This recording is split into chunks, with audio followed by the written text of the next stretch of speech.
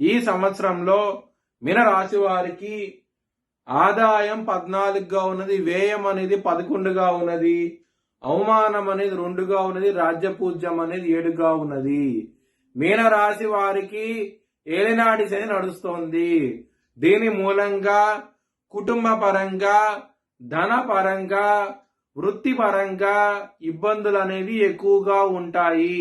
మీ జన్మ జాతకంలో కనుక దశలు అంతర్దశలు యోగించకుండా ఉంటే కనుక ఇంకా ఇబ్బందులు అనేవి ఉంటాయి. అలాంటి వాళ్ళు శని త్రయోదశి అనేది వస్తుంది ఈ సంవత్సరంలో.